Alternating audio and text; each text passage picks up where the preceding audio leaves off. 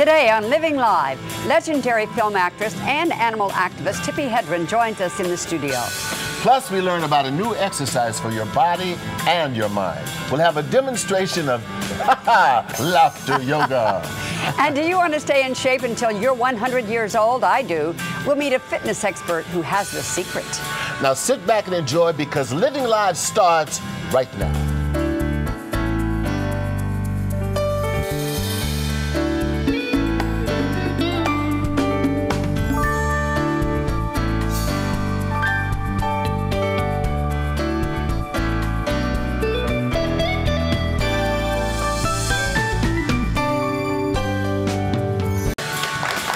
Hi there, and welcome back to Living Live. If Designing Women, the Brady Bunch, and Golden Girls had a kid, it would be our show. Well, that's a good way to put it.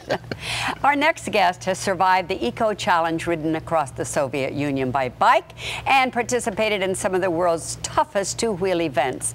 At the tender age of 50, he claims to be the second fittest man in the world. I wonder who the first is. Well, in his book, Bike for Life, he tells his plan to keep fit for another 50 years. Please welcome to Living Live, Roy Wallack.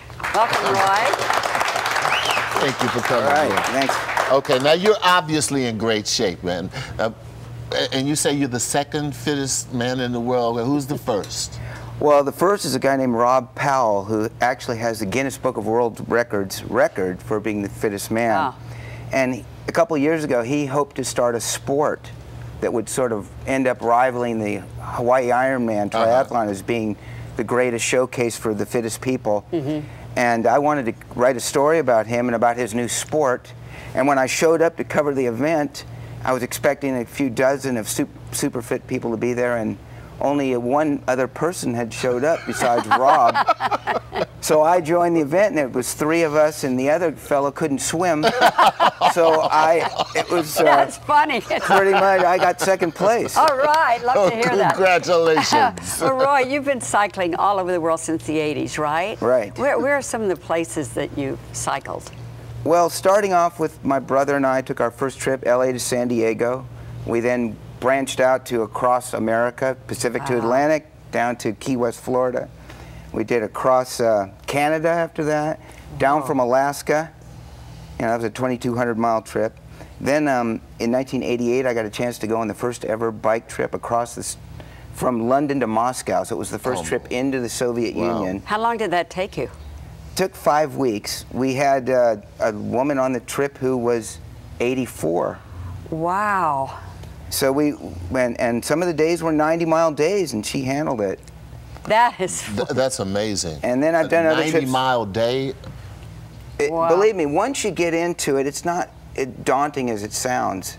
But the great thing is telling people you went 90 miles and seeing the reaction. Yeah. But it's worth it. Oh, yeah, it's worth it. It's actually very motivating to see that reaction and to know that you're capable of doing that. Well, I tell you, you look great. And anybody great. can do it. That's the beauty of it, and that's what my book's about. Well, speaking of that, now you've been riding a bike for quite some time, but I know though that if a person wants to continue to riding a bike well into their 50s and 60s and 70s, there's some adjustments that you have to make, and you want to tell us about some of those.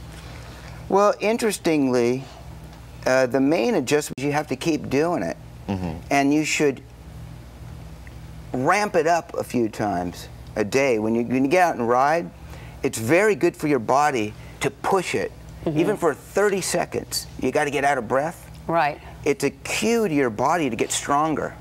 And so if you just go through life normally, going at a normal pace, you're not sending out any signals to your various systems and your hormonal systems. So you need to shock your body, shock your muscles. You need to shock it, and you know, and as little as 30 seconds, as little as 5 seconds actually. It's gonna... So it's very good to get out of breath. And so if you're riding a bike, don't just tool along at 10 miles an hour. Go for it. Take a hill. Go up the hill and stand up out of the saddle and really go for it. Okay. Well, and that goes for any exercise. activity you do, and that goes with weightlifting also, which we'll probably talk about in a couple minutes. Well, yeah. Well, in Bike for Life, you talk about some of the negative aspects of biking. By that, do you mean what it can do to your back or your... Well, let me preface this by saying that the whole idea behind Bike for Life is that I think that cycling is the best sport for functional, fit longevity. And what I mean by that is when you get old, and you get 80, 90, and a lot of people are going to live to 80, 90, and 100 in the next couple decades, right? Do you want to be functional when you get there? Do you want to be able to bound up the stairs? Do you want to be able to ride a bike a couple miles? You want to be able to do the things you like doing now when you're 60 or 50 or 65, whatever, okay? But you do talk about some of the negative aspects. Oh, okay. You brought me back to that. Okay. Yeah. What it is, cycling, like any sport, isn't perfect. If you do any one thing, there's a lot of gaps. You run all the time, your knees get destroyed. Right. You swim all the time. Well, most people don't like to swim, and they find it boring. Right. So it's not really that great for most people as a fitness activity. Cycling is good because you can do it. It's fun. It's very motivating. You know, you tell people you rode 90 or 50 or 20 and you're miles. outside, It's hard on your, I will say, loving to ride a bike. Yes. It's hard on your behind. So. Well, we're going to talk about that too. Well, we better get to it. Oh, sorry. We're gonna run out of time. Okay, I'm sorry. Okay, so there's 3 things that are involved with cycling that also are at the same time not that great about aging too. Yeah. One, your muscles tend to waste away as you age. From the age of 30, your muscles start to fall apart. Particularly your fast twitch muscles that control power, that give you the ability to catch yourself when you fall over when you're vacuuming the floor, give you the ability to avoid a door that's opening in traffic. Right. That's all power. That's when your muscles move very fast, and that ability declines as you get older. All right, from the time you hit about 35 on, that's falling apart. Well, you can resuscitate that really quickly. Now, cycling doesn't do a good job of resuscitating that because you're just going at a gradual pace. So you have to ramp it up. You have to lift weights. You have to do other things to fill in the gap that just regular aerobic exercise like cycling strengthen other parts does of your not body. do. Right. All right. Okay. So you have to do a bit of cross training when you're doing. Cross training is key. Okay. The next thing is cycling is not great for your bones. Osteoporosis? Osteoporosis is a real problem for everybody. As men are living longer, they're finding higher rates of osteoporosis for men now, right? Well, cycling doesn't do anything for bones because cycling has no impact and doesn't have any gravity because you're sitting on a bike seat. Right. Like running, although it destroys your knees, it's very good for your bones. Exactly. Yeah, it's a weight-bearing So you got to exercise. figure out some way to make your bones strong, and that's weightlifting.